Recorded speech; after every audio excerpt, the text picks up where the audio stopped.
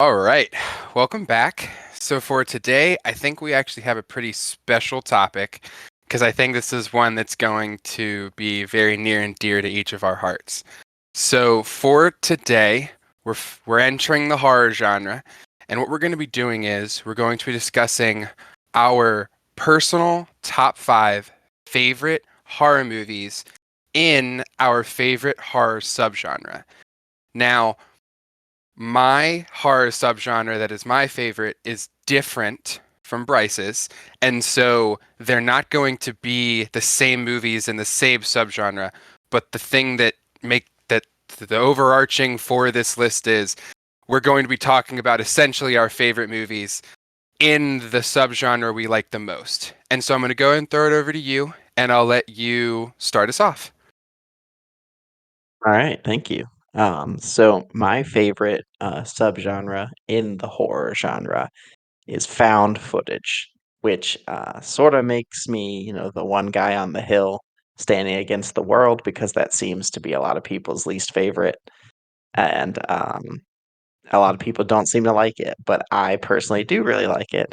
What I do like about it, I think for me, it's very immersive when done right. Obviously, there can be some pretty trash found footage out there, but I think when done right, it's very immersive, puts me in the perspective of these people going through these things. It just brings me in more than any other subgenre because it's like you're watching these things happen firsthand. It almost makes me like, I could trick myself into thinking it like really happened because a lot of them have that sort of context of like, oh, this is, as the name suggests, footage that was found. So it makes you like puts you in the mindset of like looking at this film and seeing things that got recorded. And to me, that's just particularly effective, particularly creepy when done right. So it's just a horror subgenre that really immerses me into its material. So I had a couple honorable mentions. I think we both have a couple, just because since this is a genre horror that we care about, but B, a subgenre in horror that we really care about. There's just so many to list. So I'm just going to kind of ramble off three quick honorable mentions that I recommend to everyone for found footage horror. Okay, so first honorable mention 2013's The Sacrament, written and directed by Ty West, who you might know as the writer director of X and Pearl last year. It stars two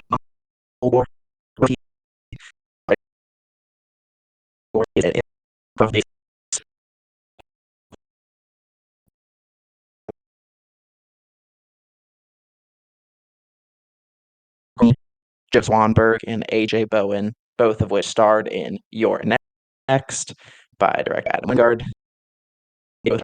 This one, it follows two Vice documentarians who follow up on a story about a man reuniting with his sister, who is now a member of a religious cult in South America. And they go and investigate this cult as part of their documentary. And as you can probably just guess from that description, things go south to say the least. So, really good if you like cults, if you like documentaries. It's a fake documentary, but still, if you like documentary style, could be very interesting. I find it very effective. My number two quick honorable mention is from 2020, and it is Host. So, for a long time, Sinister, one of my other favorite horror movies of all time, was scientifically the scariest movie ever made because they did this giant study where they kept track of people's heart rates and blood pressure while they watched a bunch of horror movies. Sinister was the one that raised your heart rate and blood pressure and your adrenaline levels more than any other movie. So they declared that the scariest. And then Host came along and dethroned it as the new scariest. It was a film shot entirely on Zoom during the COVID pandemic from writer director Rob Savage. And it follows a group of friends in the early quarantine stages of April 2020 having a Zoom hangout, and they attempt to perform a virtual seance with some, we'll say, supernaturally sinister after effects. Very good. Highly recommend checking it out. And finally, my third honorable mention is from 2012, The Bay. So it surprised me when I was doing research on this that it's directed by Barry Levinson, who did like Good Morning Vietnam. He won an Oscar for Best Director for Rain Man, and he did Wag the Dog, like all these great 80s and 90s movies, even won an Oscar. And he does this like found footage horror movie from 2012 that like no one remembers. Anyway, just thought that was really cool. But it's about a Chesapeake Bay town that has its 4th of July festival ruined when it's discovered that the local water is contaminated by a new deadly species of parasite. If you are sensitive to body horror and diseases and things such as, then I would definitely avoid this one. If you're into that stuff, if you think that's cool and neat, definitely check this one out. But yep, those are just 3 quick honorable mentions to get through. Definitely recommend checking them all out. Yes, and I know I've seen The Sacrament. That one came highly recommended from you. The other two I have not seen. So that I would like to take a moment to praise Mumblegore just a wee bit, just to go follow up on what you said. So there's a style of filmmaking called Mumblecore, which applies to all different genres of movies, and the way it works is a writer director will work together and they'll essentially outline the general synopsis, plot, key points of a story. But then the part that makes it so cool is they try and let the actors do as much improv as physically possible. They'll make sure that they know what their characters are, who they're supposed to be, and then let them judge what they would do in the scene. And like you mentioned with a movie like Your Next, it, in my opinion, really makes the movies feel more realistic since they're doing that improv and they're really trying to embody the character. And so, like you mentioned, Mumble Gore is specifically for horror, and I'm a huge fan of that. So I just wanted to double down on that. Highly recommend people who have never seen those types of movies should go and check them out. Um, Now for my little spiel. So, my favorite horror subgenre isn't just my favorite horror subgenre. This is my favorite genre of movies of all. Like if I'm going to sit down and just chill on a Saturday, 9 times out of 10, I'm going to pick to watch a slasher. In preparation for this list and another list we're going to be doing, I watched like 6 slashers this weekend. It was awesome. Most of them I had already seen, and I just wanted to rewatch for funsies. And I know that kind of like what you said with found footage, but I guess in a different way. I feel like because of the way the 80s went, slashers often get a bad rap, especially in this modern time of like the intellectual or the elevated horror. It's like, oh, how are you just going to sit and watch a slasher? That's so lowbrow.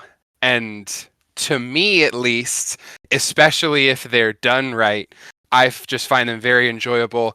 Um, in my personal opinion with horror, you have the paranormal side and then the physical side. And to me, paranormal doesn't really scare me. I'm not going to go on record saying I don't believe in ghosts, but that's not really the thing that keeps me up at night. But I would be afraid of a home invasion. I would be afraid of being attacked by a physical person. And so a lot of slashers, since they involve real people doing things that real people could do, they just get to me more. I can connect to the movie more. I can resonate more, and so I just have a lot more fun with them. And I'll follow up on that later with a couple of my movie picks. But the getting to the honorable mentions. So, being such a big fan of the slasher genre, I know that there are very common stereotypes. There are tropes that a lot of the earlier movies follow, and they've just become well known. And because of that, my top 5 favorite slasher movies all happen to be movies that take a popular trope and flip them on their head.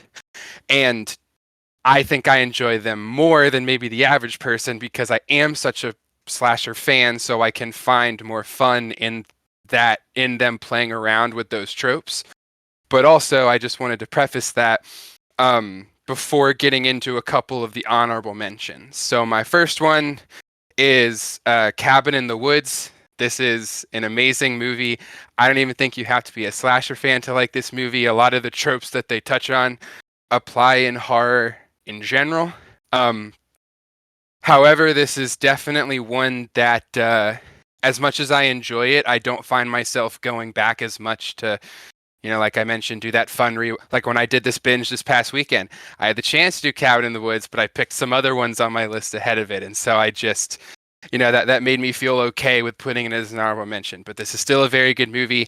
If I remember correctly, Chris Hemsworth, who's one of the leads in the movie, he did this before he got famous, and then when he got famous, they ended up releasing this, kind of like catching on the tail of his fame, and so then it got a little popular. But if I'm not mistaken, it kind of is in like a cult classic standing because it like kind of came, but then there are still some people who don't know about it. But it's a really good movie.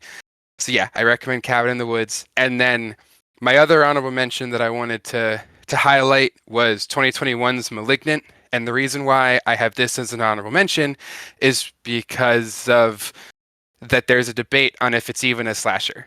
Before we were going to do this list, I even talked with you on, do you think it'd be okay if I put it here? And I think that's because James Wan masterfully blends the paranormal side with it turning into it's a physical slasher, in my opinion.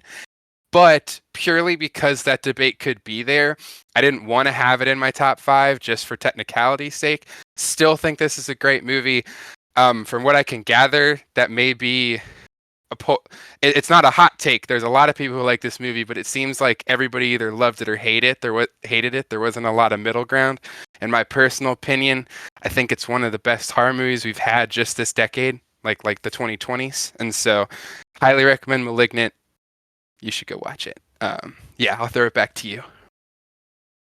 Yeah, I'm a huge fan of both of those movies. Cabin in the Woods is probably in my top five just horror movies overall. I think that movie is brilliant, and you're right. It was filmed, I want to say in like 2009, 2010 when he wasn't famous, and then Thor comes out in 2011, and it premiered at like a film festival in 2011 and got like a limited theatrical release in 2012, if I remember that correctly. And yeah, it's one of those where like I thought it had more appeal, or not appeal, sorry. I guess I meant to say I thought it had a bigger audience that, but then when you talk, in my experience, when I talk to a lot of people, that they haven't. I just it just seems like one of those movies that you would think would be more widely known than it is, but it's Exactly. not. But it's definitely great, and you and I have talked about *Malignant* plenty. I agree. I would say it is the best horror movie of the 2020s. I know we're only 2.5 years in, really, a little bit over 2.5 years in, but like it is my favorite movie of the 2020s, or horror movie of the 2020s so far. I think it's the best and very underrated. And I think James Wan needs to give us a sequel or something because that's such a rich universe with a great villain that deserves to come back. It it So. really is funny because the first time I watched it, I didn't it for those who don't know, James Wan essentially said he wanted to try and create the worst horror movie he could think of. But in doing that, I think he ended up making a masterpiece. And the first time I watched it, I was like, what the heck did I just watch? But the second time around, I fell in love. And I think I've watched it maybe 6 times since, because every time I meet a new person who hasn't seen it, I'm like, hey, we should watch *Malignant*. Yeah, both just brilliant films. So definitely good picks. Okay, all right. Moving into the main list, my number five is a movie from 2013, and that is The Den. So The Den is an IFC midnight film, which, if you're not familiar, it's a film. I believe it's production and distribution company that typically does these lower budget, more indie, not going to get a wide theatrical release movie horror movies, and so it's definitely fits within that label as a lot of found footage movies do. So it follows this young woman. Oh, it's a screen life movie, by the way, just like Unfriended or Searching or something like that, where the found footage aspect is like as if you're watching this person's computer monitor. So it was one of the first ones to do this because it even predates Unfriended. which I think is what most people would associate with Screen Life. But it follows this young woman who is getting her PhD in sociology. And so she's doing research on online communities and how the anonymity of the internet has changed human behavior. And she basically starts to go a little further than I think she intended. And she stumbles upon this nefarious deep web forum and group that starts to pull off some sinister activities that affect her as well. And so, what she studies, she basically becomes a part of what she was studying. So, right off the bat, I love deep web stuff in terms of horror. I think it is so fascinating and I think it is so terrifying. So anything that has to do with the deep web will absolutely terrify me. So when I'm watching a horror movie and I want to be horrified, that's definitely one thing that's guaranteed to do so. So, as such, all this sort of deep web, underground, human trafficking, serial killers, torturing sort of stuff, just absolutely, because I know it's real and I don't want to even think about how real it really is, but I know it's real. I know it's out there. So, this movie does a great job. Like I said, that I loved about the found footage genre is it immerses me and makes me feel like it's real. So, this movie does it great. It's incredibly creepy and very seedy. It's a movie that sort of gets under your skin with a lot of the sequences. Um, I have a weird fascination with screen life in general because I feel like it just like makes it feel like even more real.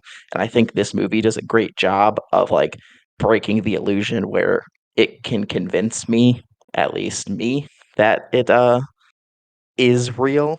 um, so I think that this movie definitely comes across as something that could happen in real life, not just because of the screen life, but just because of the subject matter, which to me makes it all the more terrifying. And I just think that the ending, not necessarily the ending of the main story, but the actual ending of the movie is so good and it sends chills down my spine every time. I don't want to spoil it, but let me just say it's like the perfect cherry on top for if you were already terrified that this could be real. And it just lets it sink in like, yep, this probably is happening right now. So The Den is definitely up there for a found footage horror that I would recommend to anyone. So this is funny because I knew that. So for a future list that we're going to be doing in a future episode, um, I already know we're going to have one other one that overlaps. I wasn't sure if this one would, but if I remember correctly, I'm the one who showed this to you. This is probably my favorite found footage film. Um, I absolutely love this movie. Everything you said is completely accurate. Um, it just, like I said with slashers, it allows like I enjoy it because normally I can relate to it. This, like you said, with the Deepwood stuff, we know it's real. We know it could happen. I mean, most of us used Omegle as kids. This is basically what would happen if Omegle went wrong. There's tons of stories where it did. So it does a really good job of just preying on like the what if of your brain. And yes, I completely agree. The ending is the perfect cherry on top.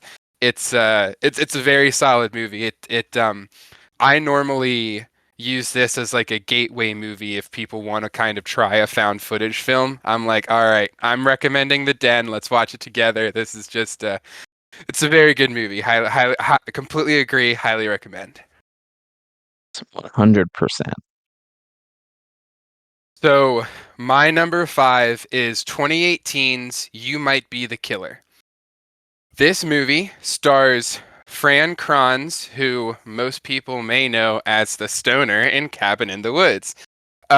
He also is uh uh he also is the main character in Bloodsucking Bastards. There we go. Couldn't think of the name of it, which is a very funny horror comedy where Pedro Pascal's a vampire and he's trying to kill Fran Kranz and Fran has to stop him. So just, maybe you've also seen that one. I know that one's kind of like a little mini cult classic in the horror comedy community, just as another reference.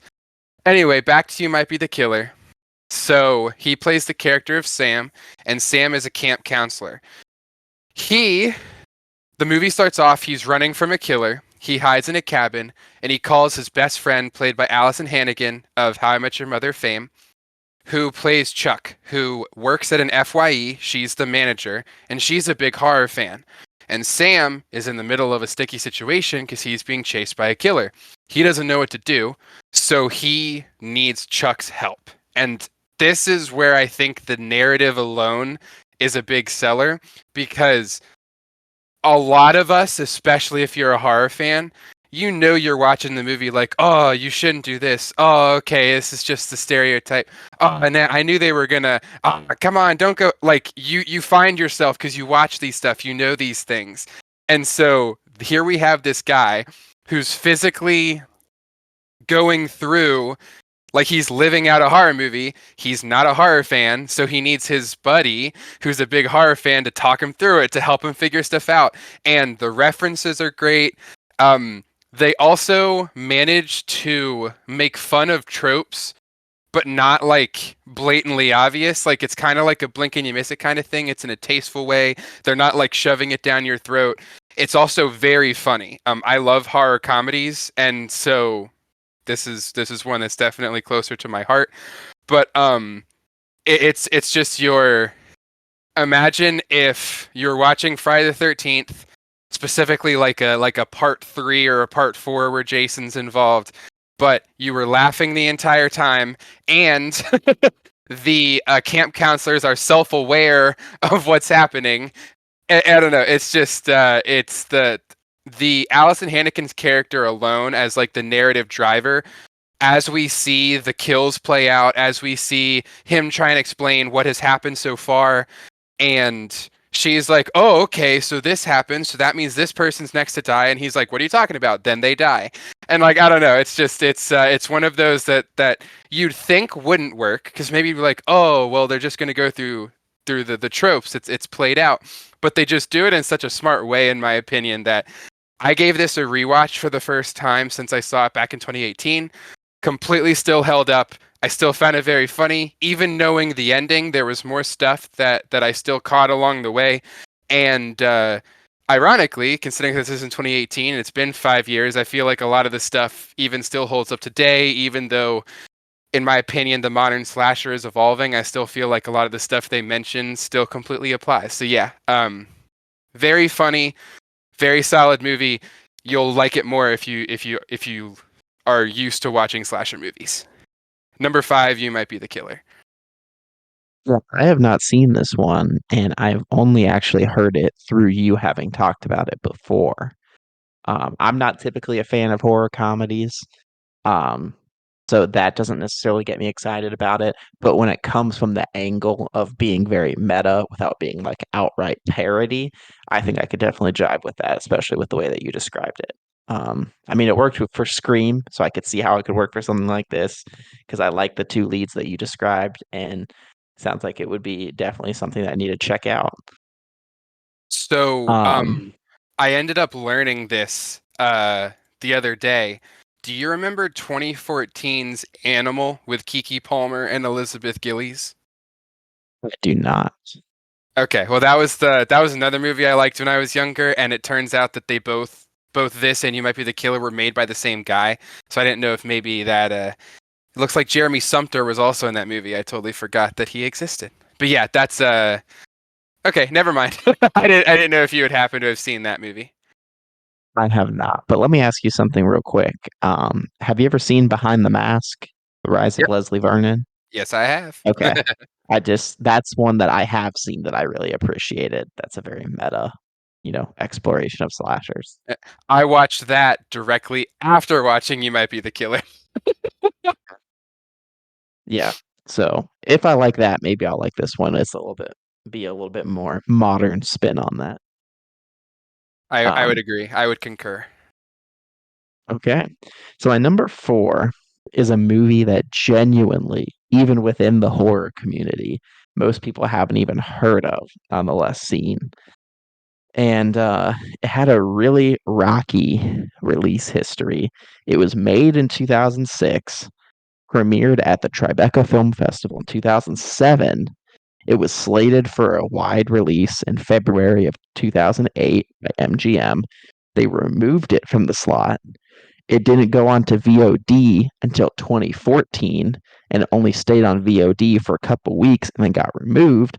And it was completely unavailable anywhere until Scream Factory put it on Blu-ray in October of 2017. For those who don't know, Scream Factory is a boutique Blu-ray label, specializes in restoring and remastering a lot of like cult classic or forgotten horror movies, putting them on Blu-ray with really cool special editions. I highly recommend anyone who's into physical media check them out. And it was through Scream Factory that I even found this movie and just liked the cover and the title enough. So I went with it. But it is from 2007. It's a little film called The Poughkeepsie Tapes. So this is Okay. a found footage mockumentary that chronicles the discovery and analysis of the videotapes from an elusive serial killer who extensively recorded his crimes on these tapes.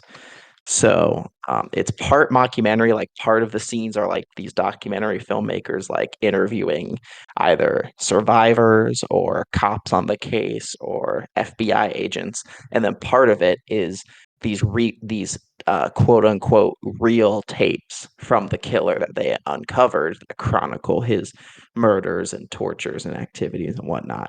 And I think out of all of these on the list, that this is some of the most realistic feeling found footage because I think a lot of it is acted really well. It has a really crappy camera quality for it just feels like the qualities match. The mockumentary portions have a very high quality of camera work, and then the tapes themselves have a very genuine feel of being, really old VHSs and having really low resolution, really low quality with sound and visual, but it works together in a way that makes you feel like you're actually watching these serial killers tapes. So a lot of it is genuinely unsettling and unnerving and insanely creepy. And if anyone's interested, you can literally just go on YouTube, look up the Poughkeepsie Tapes cop car scene because that is genuinely some of the most unsettling portions of any movie. I think like you just are watching this scene unfold and you're like feeling the terror of like this woman that potentially is in the grasp of a serial killer as like just the way the scene plays out, everything just turns on her in just a second, and it just is so sinister and it's so terrifying. So overall, it's just really immersive. It's got really interesting lore because he's a fictional serial killer, but they really flesh out his character. He's never caught. So, and they make up all these very interesting details about him. So it's just a really fascinating, like fictional serial killer. So if anyone loves true crime or murder mysteries or anything, you will absolutely love this. I will say it's not for everyone because some of the sequences get a little, we'll say, beyond the scope of just murder with these women. So if you're sensitive to things like that, you'll have to watch out for that. But definitely, if you're a true crime lover, this is one that you need to see, and just more people in general need to know about. Yeah, so this is an interesting one because there is a real Poughkeepsie killer. And so I ended up watching this movie thinking it was real based off of him. And the internet told me that. Of course, I know not to believe everything on the internet, but at this point, I did. And don't worry, not disappointed. The movie's great, but I definitely I was completely misled, though I wouldn't be surprised if that was potentially a plus for marketing in general. Trying to even if it was unintentional, the the fact that, like you said, it does seem so real that someone like me and my little kid self would just be like, oh no, this is completely happening. I'm watching a snuff film. Isn't that the proper word for that if it was Yeah, real? stuff like Okay. that. Yeah. So yeah, no, this is another really solid pick. There was a just real quick tangent. There was a really popular movie on TikTok called Megan is Missing that I have not seen, but I've seen that it like blew up on TikTok that people need to see this movie, and it's another like found footage movie, so I do want to check it out. just because I love the subgenre. But it was this movie, Megan is Missing, and everyone on TikTok was talking about it and how everyone needs to see it. It's like the scariest movie ever. But in the conversation about it, people were saying like, "Oh, if you liked Megan is Missing, you would love the Poughkeepsie tapes." That was like the comparison I kept seeing. So since that's so popular on TikTok, if anyone had ever actually managed to check out Megan is Missing and you really liked it, you would probably also like this as well, just based on most people's recommendation. So, so another funny story. I'm not on TikTok, so I had no idea that this was a trending thing, but I did watch this when it came out. And once again, little itty bitty me, I was told this was real.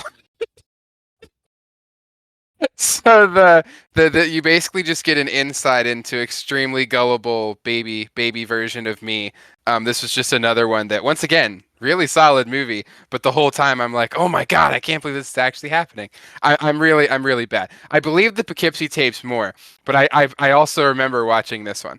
Um, the I forget the name of it, but there was another one I watched that was about this clown that like parents would hire to scare their children and also thought that one was real for the longest time, and the internet did too. But after like a year of it being out, they finally were able to debunk that it was a mockumentary, not a real documentary. I know what So you're talking about. Wasn't it on Hulu or something? yeah, they ended up. It's called Was like it? Snuffles or something. Snuckles the Cluckles the clown.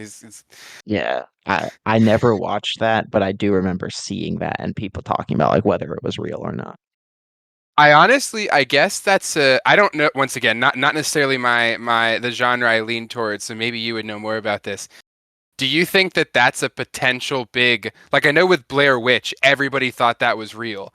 Do you think that's like a unintentional slash intentional, like really good piece of marketing if the found footage film you're making appears so real that all of a sudden the internet's like, oh my God, is it real? Is it not? And then people go and watch it? No, 100%. I think it's definitely intentional, and I think it's smart on their parts, and it makes it part of the fun. Okay. Were you one of the people who thought Blair Witch was real? By the time that came out in my birth year, so by the time I was like watching it, I'd already heard about the buzz, knowing it's not real. So unfortunately, not. Okay. Okay. Well, I gotta give me 1 second, looking around to make sure there's no clown. All right, we're good. So, for my number four, all right, this one's going to be so every movie I have on the list is relatively niche. The people who have seen the movies enjoy the movies in their respective, like they have an audience. People love them, but they're not like big in theaters, made a bunch of money. Everybody knows them, except for number four, and that's why this one would probably have the most resistance because it is me picking a sequel over an original, and that is 2011 Scream 4. Now, I absolutely love the first Scream movie. I personally enjoy the entire franchise. I think I'm not going to touch on the new trilogy they're doing right now, but at least Scream 1 through 4, I loved them growing up. I enjoy, we're talking about movies being meta and talking about the slasher for genre as a whole. Not that other ones didn't do it before Scream, but I think most people would agree that Scream's the famous one that did the meta. It also single-handedly rejuvenated the slasher genre in the late 90s. And so, it already has that going for it. I think the Ghostface Killer is awesome. The reason why I picked Scream 4 is for a couple reasons. So I did not watch this when it first came out. I think I watched it in like 2015-ish, so it had been out for a couple years. But this was made, I don't want to say around when technology was really becoming a thing, because of course technology had already been there. But I really enjoyed how they adapted Ghostface to at that time the modern times, like adding him in with technology. Um, as an example, he has some fun with webcams. He has some fun with like a drone. He like does I like they do really fun stuff with the camera is what I'm trying to get at. They also, this was around the time when we had the next level, like the next evolution of slasher. So like Scream 1 talks a lot about 70s, 80s. Scream 2 does the same thing but with sequels. Scream 3 does the same thing. Like that original trilogy really focuses on the classics. I believe the tagline for this was literally like new era, new rules. And I really enjoyed that, especially because I grew up watching the ones from that era. So I think they resonate to me a little bit more. I really enjoy the characters. I enjoy the commentary. I think most of the actors do a really good job in their respective roles. Had a huge crush on Kirby Reed when I was a kid. I'm sure that that helps. But the yeah, no, I already like these movies, but I put Scream 4 just a wee bit over the first Scream because of how the meta commentary resonated with me just a little. Like when I watch Scream 1, it's cool to know the references. And when I watch Scream 4, just for some reason, it resonates a little bit more. And I think it's that nostalgia factor of it referencing stuff that I grew up watching, I grew up in, if that makes more sense, as opposed to going back and watching what other people grew up with. And so I really like the fourth Scream movie. I think it's done really well. Yeah, it is not my favorite of the Scream movies. I still think very highly of it. I think I have it at like 3 out of 6, but like that's not a reflection on how poorly I view this one. It's just like how highly I view the whole series. But everything you said, I agree with. I think it's a very solid Scream movie. It's a very solid slasher. It does update it very well. In a way, it's like like was like ahead of its time as like the original Legacy sequel before like the requels became a thing. And I Yeah. think, not trying to hate on the new Scream stuff too hard, but like I actually liked this A as a legacy sequel better, and B as like the new generation of kids, quote unquote. If they were to continue with, it would have been this set of kids to go with. And so yeah, just everything you said. One of my favorite ghost faces. I love the opening scene. It's like a meta on a whole other Yes. level. Great. The this is the this I don't want to say this with like 100% certainty, but I definitely think it's got to be top 3 for the cold opens just in the entire franchise. Kind of like you said though, not to say that this is bad on the movie, but of how highly the other movies do it. But yeah, this is such a great opening. Sure. So, okay. My number 3, a movie that you and I uh, are both very familiar with, very fond of, a movie from 2014. And this became a surprise Netflix hit. Now, I want to say I'm a little bit of a hipster with this one, and I'm proud to say so because this movie came out in 2014 and it practically went straight to Netflix. Like there was like some like limited theatrical stuff and like film festivals, but it pretty much just went straight to Netflix in like 2014 or 2015. And for a while, like no one had heard about it, but I found it and I watched it and really liked it as like this was before Netflix had like the number one streaming or whatever. And I found it like on like new added or whatever. And like the horror section, immediately fell in love with it, had been watching it, and I don't know if TikTok happened or someone on YouTube or Twitter said something, but there was like a period like a couple years ago when it was like the number one movie trending on Netflix. Like everyone was talking about it, and I got to be all hipstery about it. But it is the now more famous movie Creep. Comes from writer director Patrick Bryce, who also co-stars in it, and it was co-written and stars Mark Duplass, who most people he's an actor that's been in a lot of things. He's most known for being one of the main characters on the show The League. He's been on several different TV shows, he's been in a couple movies, but that's basically the cast. It is Patrick Bryce and is Mark Duplass, and there is one female actress who provides some voice on a phone call, and that's it. It's a very simple formula, and it works. And it follows a videographer who is played by Patrick Bryce that basically gets hired to film a man played by Mark Duplass who has terminal cancer, and he wants to film a day in his life at his family's cabin up in the mountains because he has cancer, he's about to die, and his wife's pregnant, and he wants his future child to be able to like get a glimpse of like what he was like what a day was like for him. So he wants this guy to film it, and let's just say things get very weird and go very downhill pretty quickly. So I don't want to say too much and spoil it.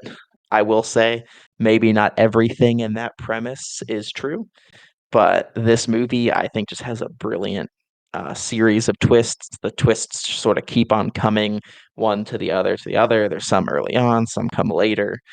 Overall, it's so cheap. It was only made on like a couple tens of thousands of dollars.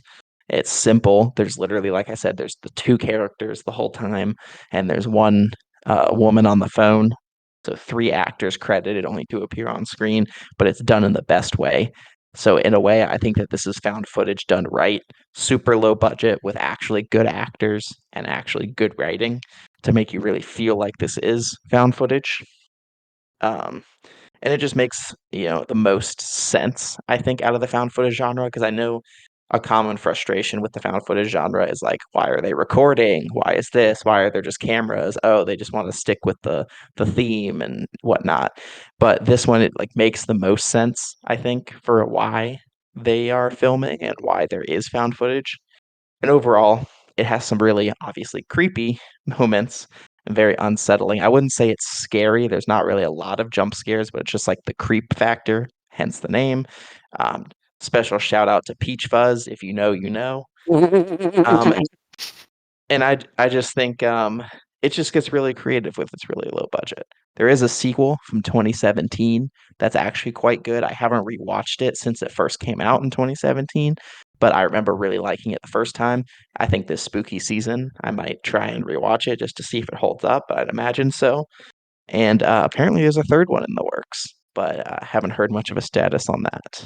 But it's also a Blumhouse movie. Big fan of Blumhouse. Blumhouse distributed this one. So definitely a big fan of Creep. If you haven't seen it yet, it was very popular on Netflix. If you haven't seen it, definitely check it out.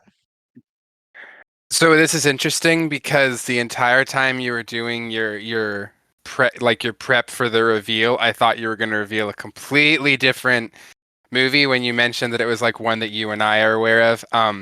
I had not seen this until you recommended it. I actually thought this would be higher because at the time when you recommended it to me, you said it was your favorite found footage film. Um, I agree completely. We've talked on the podcast before about how we enjoy bottle stories. We enjoy when there's very few cast members. We think it means that not only do the actors get to shine more, but the writers have to do a good job. Otherwise, it's not interesting. It's not fun to watch. And I think that this just checks all the boxes. I'm going to concur with what you said. I also think that Creep 2 works very well. I think I personally still like the first one the best. However, I was not expecting to like the second one, but it was also really good. And I think that even though it follows a similar setup, it does enough different in the formula to make it its own unique thing. So yeah, definitely recommend the sequel as well. I did not know they were making a third one. That could be cool. And we were just talking about this at my work earlier, so that's it's funny to kind of see that come full circle. Yeah, I'm excited to see if they do make a third one where they go with it. And I just wanted to mention real quick that apparently it's based on a true experience that Patrick Bryce had by meeting a guy to buy something off of Craigslist. And that was all the information I could actually find on it. So I'm really curious what actually happened. But I'd love to see him talk about that in like an interview. But apparently that's as much as he said. He's Well, as we know, the best movies come off of personal experience, especially if they're heart related. So, moving into my top three, it is important for me to preface with this very simple thing. These next three movies are my three favorite horror movies of all time. They're my three favorite slashers. And depending upon my mood, they constantly switch between which is number one and which one isn't. I have listed them in the order that I currently feel at the moment. That doesn't mean that 6 months from now it won't be different. And maybe there will be another movie I'll watch that will somehow break into the mold here. But these top three movies I have liked for a solid almost a decade. They just have that no matter what I watch, they have just stayed at the top. I've rewatched all of these probably close to 100 times, and I'm not even exaggerating. I love all three of these movies. So I just wanted to say they're all great, even though I had to rank them from 3 to 1. So first, number 3 is 2010's Tucker and Dale versus Evil. In my opinion, the king of all horror comedies. It takes a very simple idea of these college kids go into a lake house. These hillbillies are also there at the house. What you would think would be happening is these hillbillies are going to be attacking the college kids. Turns out the hillbillies are the nicest people known to man, but because the college kids have these like implicit bias and prejudice towards the hillbillies, they're like, "Oh my god." And then they end up getting themselves into trouble that could have been completely avoided if they just bothered to like talk to them. Like it's so funny to me that the entire hour and a half wouldn't even happen if they were just like nice. If they said like one sentence and actually were like, "Oh, you're normal people." But nope, they were just like, "Oh no," and then the whole chain of events happens. And so it's really funny to me. Like I mentioned, I like when they take the trope, flip it on its head. So it's kind of funny that it sets it up where it's like these evil hillbillies, but then they end up being the protagonists. And Tyler Labine and Alan Tudyk are the two hillbillies. They are hilarious. They have such great chemistry with each other. Even if you don't like the college kids, because you kind of aren't supposed to, they purposely are made to be like the stereotypical, like the jock, the ditz, they have the different kinds of tropes that you'd see in a horror movie. You don't have to like them, but I highly recommend watching for Labine and Tudyk alone. I think that they just have great chemistry. Every scene they're in is absolutely hilarious. It's also a lot of the stuff that they set up. It's really great to see it pay off. They do a really good job of setting up different things that pay off later to where it makes it really fun for you to be like, oh, I caught that earlier. Like when you remember stuff, it's cool to see how that the what is it, Chekhov's gun, where if the writer shows something, it should play a part later. So they do a really good job of that. And yeah, this is just I know it's not for everybody. I love like B horror movies, the those like slashers that really are like deep cuts from the 80s, from the 90s, even now, that are filmed on like a super low budget, but the writers know that they're going to go hard into the kills even if the story's not great. This is one of those movies that kind of is meta on those styles, so you know it's not like a high budget, and but in my opinion the story is good. So I do want to preface with that. But this is definitely making fun of or like being meta on those more like B movies, but I think it's really good. This one's one of my favorites. 2010's Tucker and Dale versus Evil. You've been mentioning this for years, and I still have not seen it, believe it or not. Is it on streaming And anywhere? it's on Hulu right now, it looks like. Okay, It, because I've it's been also on assembling my spooky Tubi and season Vudu. watching. Okay. Yeah, I've been assembling my spooky season watching, and I definitely feel like I've put this off for a while, that I want to check it out. It's But yeah, definitely like I'd say, I'm not a huge fan of horror comedies, but I don't know. You've been talking about it for a while, and I've heard great things elsewhere as well. So I think altogether, just telling me that I need to check it out.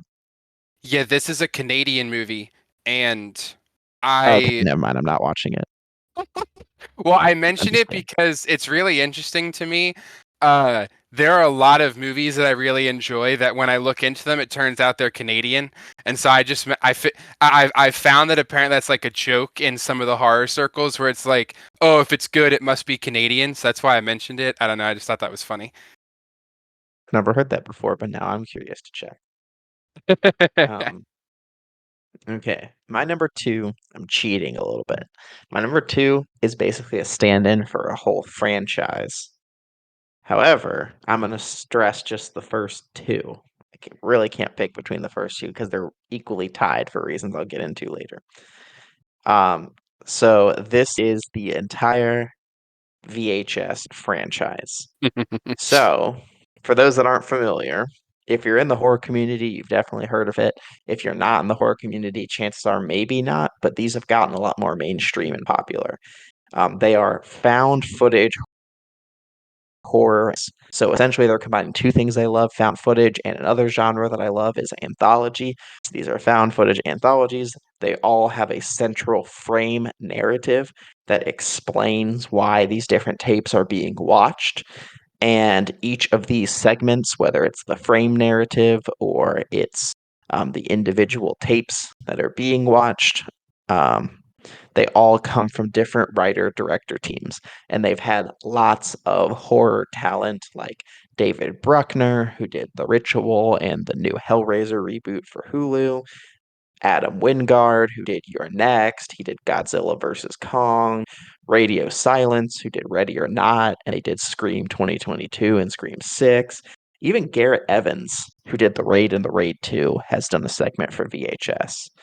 Um, Currently, there are five. There's a sixth one coming this October, VHS 85. They are now Shutter originals, so they're very big on Shutter, some of their biggest original content. And like I said, the whole thing revolves around some sort of frame narrative where a collection of VHS tapes are watched, and that is each installment. So the main thing that I like about this franchise as a whole is because I think it, by the very nature of it, it has a diversity of content and direction. So you get a lot of very unique, creative stories when you're watching one of these movies. If you don't like one segment, chances are you'll probably really like one of the other ones. So there's something just in it for everyone because you get all those different creative voices in. Naturally, I love horror shorts. I love like on YouTube watching filmmakers make like horror shorts because I just think that they're effective. Because I think sometimes one of the problems with horror movies is they overstay their welcome. And so with this, by the nature of it, each of these is like 20 minutes long. Each of these segments is 20 minutes long combined into one long movie with like four or five others. So it's like a bunch of different horror shorts, which I particularly like. And it just makes it very creative and fun. And you can have a wide variety of tones, themes, messages, content, whatnot.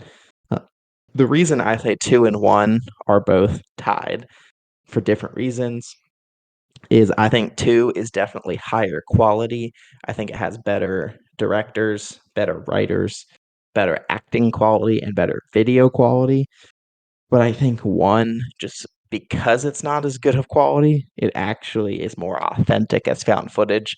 So in that aspect, I think some of it hits me harder and impacts me more as a found footage lover because it has that more gritty, realistic feel, more so. But beyond that, I just think it has really cool lore. It was originally pitched as a TV show where like each show was going to be there was going to be like an ongoing story where each show was being watched, and there's this whole sort of like idea that hasn't been fully explored but has kind of been explored of like in this world there's like these underground communities of like people trading and buying and selling these tapes that capture like supernatural paranormal phenomena that people want to watch, and when you watch enough of them it like corrupts your soul and stuff, and they've played around with some of these ideas, but like that's sort of the general idea that's been guiding it. So there's just so much lore there that I think is interesting, and I hope that they keep making more because it's something honestly that I can't see ever getting stale if the whole concept revolves around having different writers and directors come in and make several different segments within one film. So overall, the VHS franchise highly recommended for me, but if you were to check them out, I would say at least just the first two. Yeah, this is another one that I know is your favorite, and I have seen none of them. I do agree with you that I think that horror short films are awesome. I do think a lot of horror movies will overstay their welcome, so it's nice when you can more or less pick your runtime. I also really love those types of anthology movies, like an All Hallows Eve or a Trick or Treat, where they have the different stories in one. So I should have checked these out by now. You've recommended them to me since we've been friends. But kind of like how you haven't watched Tucker and Dale versus Evil, I just have never sat down to watch the VHS movies, and I apologize. At least watch one and two. At least those two. Those Okay. those are the must watches. Are they, so you Yeah, said they're on Shutter? Uh, 4 and 5, and then now 6 coming out were Shutter originals, so they're on there. I'm not sure about the first 3. Let's see here. It's on Peacock. The first one's on Mhm. Peacock, and the second one, Also Peacock. Okay. There you go. Viral, which is number 3, is trash. You can just pretend that that doesn't exist. The whole concept is VHS, and viral is like, what if it was like streaming? It's like that Okay. literally defeats the whole purpose. So, quick Anyway, question. Um, Given now that I know up until your number one, without ruining it, I just want to take a guess. Does number one have a sequel that we like to pretend does not exist? yes, that is correct. Okay, cool. I'm surprised that one's number one, if I'm being honest. I expected VHS and or Creep to be number one. Not mad at you in the slightest. I completely agree. But anyway, um, uh, so my number two is 2012's No One Lives. And this one is a very interesting movie because I found this back in the day when I know we talked about this in one of our other podcasts where nowadays it feels like people kind of just watch movies that are at the front of Netflix. They don't really go, diving deeper. They don't go to a blockbuster and just find a cool cover. But I found this back. We had DirecTV, and they used to do these like free movie Saturdays, and they would have certain movies that would go into rotation, and you had to like actually scroll and look, and it was in a random area of DirecTV that we had to find just because we wanted to watch movies. So I found this in the most obscure way possible, and loved it from the start. So this was, excuse me, this was made by WWE. Yes, the wrestling studio. However, you'd be surprised they've actually made a lot of movies. See No Evil starring Kane is like a slasher staple. Leprechaun Origins, which I actually think is a really good Leprechaun movie, especially because it's arguably the scariest of all of them because they kind of go away from the comedic aspect. Incarnate, which was really good. Oculus, if you remember that one. And then No One Lives, among some others, but those are the ones worth referencing. And No One Lives stars Lee Turgison, who plays Beecher on Oz and has been in some other stuff. Lindsay Shaw, if you remember her from Ned's Declassified. And then Tyrus, who's like a famous WWE wrestler. He's currently on Gutfeld, if anybody happens to be a political person. But then the main character is Luke Evans, who's one of my favorite actors. I think he is the main person who holds this whole movie together. And since we're sticking with this whole idea of I'm explaining how it flips the stereotype on its head, I am going to go ahead and do a spoiler. Spoiler warning if you would not like for this to be spoiled. So the way the setup is, we meet this badass group of dudes. They're robbing a house. The people come home early. They're like, oh, dang. They shoot them. Murders happened. It's set up like, oh, this is going to be the crew. They're going to murder people. These are the badasses. We have this nice couple. They're driving through the countryside. They're just, they're just trying to move from house to house. That's Luke Evans and his wife. They do the classic setup in a horror movie where they run into the badass gang, and it's made to seem like, oh, they're gonna torture this young a couple that's just has no idea that they've stumbled upon these badasses. And then is where the twist happens. It turns out that they're not actually the bad guys. They do capture the husband and wife, and it turns out that Luke Evans is an absolute psychopath. He's not moving from house to house. He has just murdered 15 people and taken a girl hostage and is moving across the country to get like out of harm's way of the police. And all of a sudden we get this awesome, not home invasion's not the right word, but all of a sudden you've got this badass gang who's trapped inside knowing that Luke Evans is outside, and if they go anywhere they're going to die. And it's real. There's a lot of really cool shots. I personally love the cinematography. All of the kills are extremely violent and they're all on screen. That's one of my I know that there's like a thing where people enjoy if it's tasteful, maybe the camera turns a little bit and you just see some blood splatter on the wall, so like what happened. Me personally, I want to see it. I'm a big special effects guy, and this movie uses a lot of special effects, and I think it does it really well. I personally enjoy seeing the artists behind the scenes get as creative as possible to make these kills appear real, and that's one of the big draws for me in this movie. Um, don't get me wrong, I know CGI is a great thing, but I really enjoy when people like kind of get back to basics and just use their creativity and their physical ability to make make it like they did in the olden days, and that just appeals more to me. And like I said, this movie, it's all on screen, it's all there for you to see. If that's not your thing, I maybe don't recommend it, because part of the fun is how explicit the kills are, we'll say. But it's also just great that you get this, like I said, it flips it on its head. It's these badass dudes that you're pretty sure are going to murder a bunch of people, and it turns out that Luke Evans, this nice looking guy, is actually the psychopath.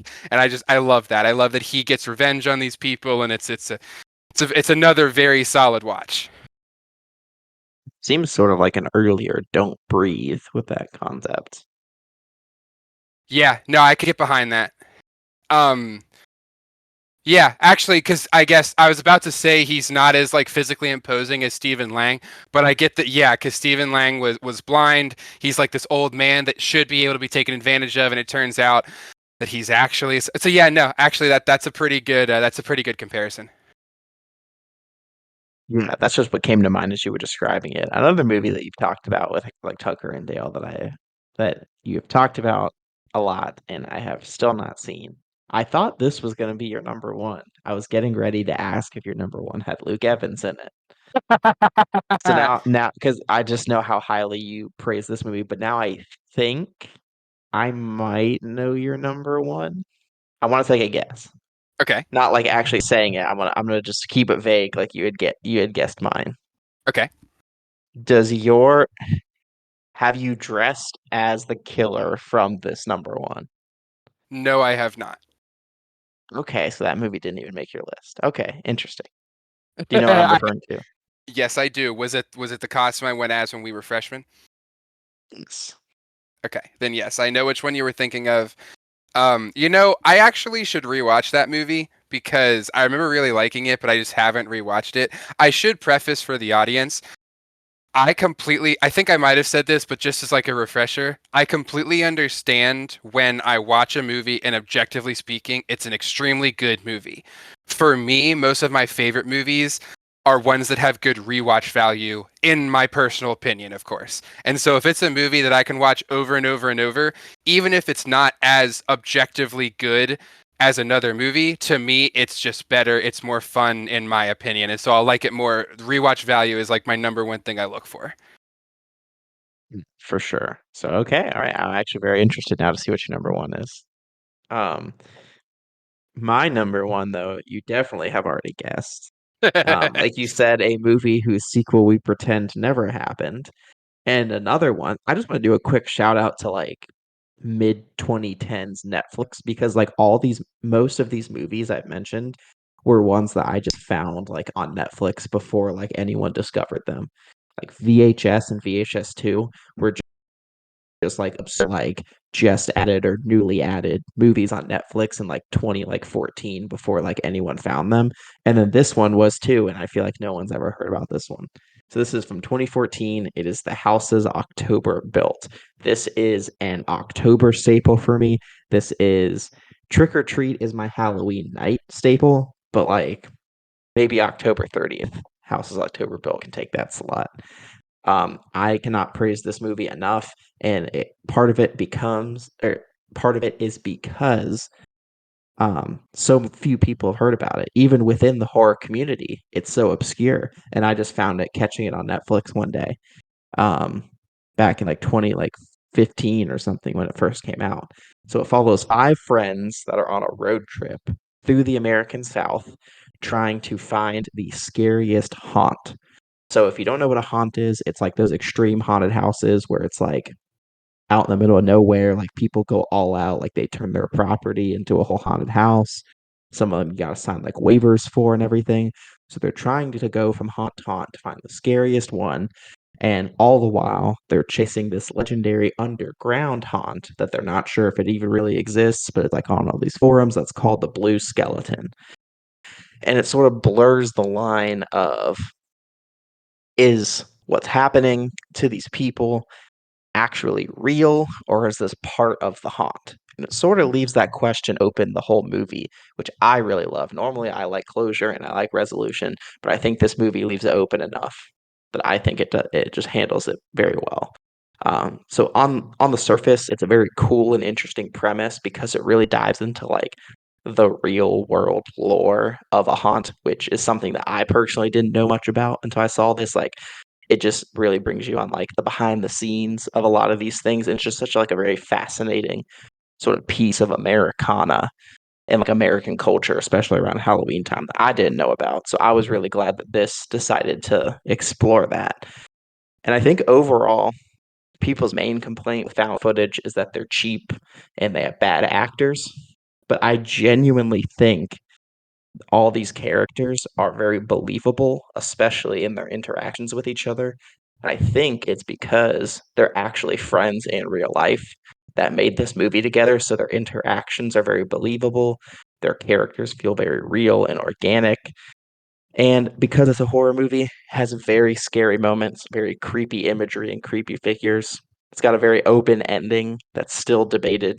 It opens the door to a whole bunch of rich lore about these haunts that a sequel could have explored had a sequel existed.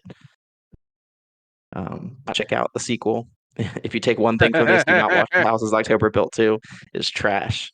And they actually filmed it at real haunts. So it's kind of just spooky, sort of like with The Den, where it's spooky to think like this is out there and this probably is happening. You hear tales about those haunts that like require you to like sign waivers that they like might kill you or you might die. Um, and I'm a little bit biased because the writer director actually liked a tweet that I tweeted about this movie. So overall, this might not have been my number one a couple years ago, but I rewatched it last Halloween in 2022, and I was just like, no, actually, I think just I don't know, just something about it. Maybe it's because it has October in the title, or it takes place right around Halloween time specifically. It's just like one of my go-to October 30th, October 31st movies. So if you have not seen it, definitely check out The House is October Built. Yeah, this is definitely. I feel pretty confident without having made an official list, of course, saying that The House of October Built and The Den are two of just my favorite horror movies of all time. I absolutely love this. And this is, I completely agree with you. This is an instance where it is better just to not mention the sequel, pretend it does not exist. We were so excited to watch this. It came out right as we became friends. We learned that we both liked the first one. I remember just being so excited and then just being so disappointed in that sequel. Let's just all pretend it never existed. Bobby Rowe, if you happen to watch this, I'm sorry. Your first movie's great. We're just gonna pretend the second one never happened. Um, but yeah, this I agree completely. The fact that as you're watching this, you really feel like you're there with the characters, and that this is something that could happen to you. Um, I am a haunted house person. I've never gone to the extreme haunts, but I definitely went through my phase of let's go to all the different haunted houses in the area. Let's stretch how far I'm willing to drive to go to a haunted house. I definitely, and I guess you could say I like dipped my toe in is probably the best way to put it. And so I really enjoy this movie. I love the way I love like you mentioned. I love the way the tension builds until it gets to that ending, and it's just it's great. I definitely need to give this one a rewatch. 'Cause I actually I don't think I've seen it. I think the last time I watched it might have been like right before. I think I watched it right, again like to prepare for the sequel, and I don't know if I ever watched it again after that. But this one's a really solid one. So good. I agree completely with your number one. Yes, definitely check it out. It is an October staple for me at this point, pretty much a Halloween staple every year. And I also want to agree with something that you said. So if people may or may not have noticed that a lot of the movies I picked also come from like the late 2000s, early 2010s. I just love that era of horror specifically. Um, I know a lot of people don't, and so I think it could be an okay theory to say that nostalgia plays a part because there are a lot of the movies that got me into horror. But I generally just feel like that era is just a really good era of horror for a lot of people. And so For sure. with that said, sticking in that realm, my number one is 2011's Year Next. We mentioned this earlier. Okay. Okay. All right. That makes sense. Like I said, this one kind of takes the cake for me. It has been my number one probably for the last 2 years because for a while it was No One Lives, and then I watched Your Next like 2 times in a row, and it just kind of took the top for me. Um, so this one, the way that it flips on its head, so you actually, I'll just give the setup.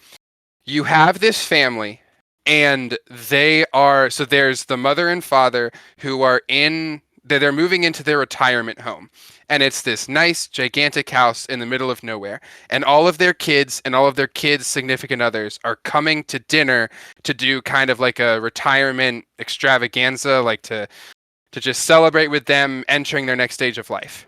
And while they're at dinner, some masked assailants attack and start trying to kill everybody, and you think it's going to be just this classic slasher. They're going to, hunt people down one by one, and it's going to be, just that kind of formulaic thing. But nope, it turns out that one of the brothers brings Sharni Vinson, the main character, who happened to have grown up on spoiler alert, who has happened to have grown up on a survivalist compound. And so she kicks butt. And she single-handedly defeats all the assailants, and it's just awesome. As we mentioned, this is a part of that mumblegore. I would, I don't think this is even me having bias. I think this is the most famous mumblegore movie. Um, and I just absolutely have so much respect for that style of filmmaking. Uh, Whenever I make movies, I fully plan on utilizing this tactic. I think it really does a great job of making everything seem more real, especially if you have good actors who can improv well. I mean, Joe Swanberg alone, knowing that he improvises most of those scenes is just awesome. I think his character's done really well. And yeah, this is just as far as like pure horror goes, this one has been my favorite for a while. I recommend it to everybody, and so far I have an 100% success rate. Whenever I've shown it to people, they have loved it. So I think this could be one universally that you would enjoy. I would recommend to watch it this spooky season. Um, Also, the just a randomly cool piece of fun fact: the mom is played by Barbara Crampton, who isn't of herself like a minor scream queen. She was in like Chopping Mall, Reanimator, From Beyond, which are these famous in the genre horror movies from the 80s. So she like is well known. You'll probably recognize her face. So that's just kind of cool that they managed to get her to be a part of the